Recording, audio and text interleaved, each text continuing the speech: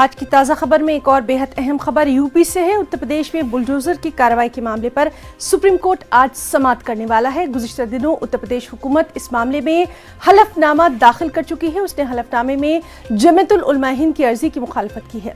हलफनामे में यूपी हुकूमत ने कहा है कि कार्रवाई ज़ाब्ते के तहत की गई है।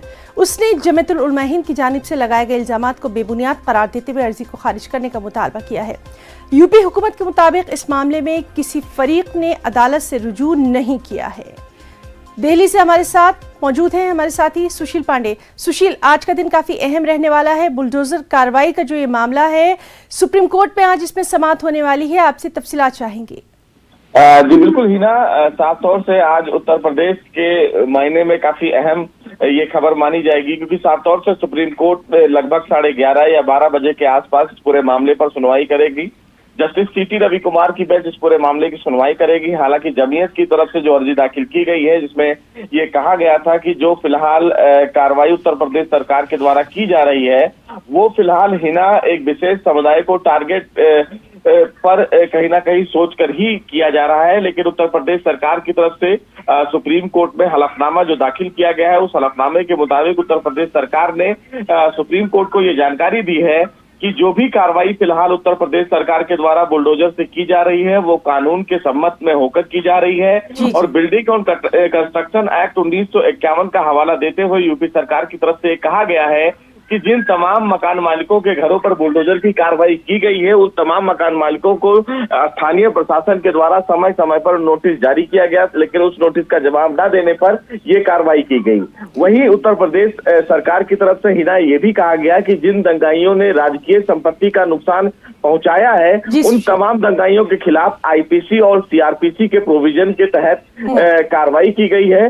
और उत्तर प्रदेश सरकार की तरफ से हिना ये भी कहा गया है, जो आप अभी थोड़ी देर पहले बता रही थी, कि जो अफेक्टेड पार्टी है उन्होंने कोर्ट का दरवाजा नहीं खटखटाया है, बल्कि एक ऐसी संस्था ने कोर्ट का दरवाजा खटखटाया है, जिन्होंने मीडिया रिपोर्ट्स का हवाला देते हुए सुप्रीम कोर्ट में अर्जी दाखिल की है। तो इन तमाम दलीलों को लेकर फिलहाल सुप्रीम कोर्ट में उत्तर प्रदेश सरकार ने जमीयत उलमा हिंद की अर्जी का विरोध किया है। बहरहाल आज इस पूरे मामले पर सुनवाई होगा, तो देखना बेहद अहम होगा कि जमीयत उलमा हिंद की तरफ से इस जवाब के बाद क्या कुछ दलीलें दी जाती हैं और सुप्रीम कोर्ट का इस पूरे मामले में क्या कुछ आदेश होता है। बिल्कुल सुशील, और इस बेहद अहम मामले पर लगातार आपसे अपडेट हम लेते रहेंगे, अपने नाज़रीन को पहुंचाते रहेंगे। बहुत बहुत शुक्रिया तमाम तर तफसीलात के लिए। तमाम मुखालिफतों के बावजूद मरकजी हुकूमत अग्निपथ स्कीम पर लगातार आगे बढ़ रही है। इसी कड़ी में फिजाइया में इस स्कीम के तहत पहले बैच की तकर्रुरी के लिए रजिस्ट्रेशन का आज से आगाज हो रहा है। फिजाइया में तमाम इंदराज सिर्फ अग्निवीर वायु के जरिए ही होंगे। तकर्रुरी के अमल, अहलियत और इम्तिहान के सिलेबस में कोई तब्दीली नहीं की गई है। हुकूमत ने वाज़ेह किया है कि अग्निपथ स्कीम के तहत अग्निवीरों की तकर्रुरी का अमल मुनसिफाना और शफाफ होगा। फौज और बहरिया में रजिस्ट्रेशन का अमल 1 जुलाई से शुरू होगा। बिहार असेंबली की मॉनसून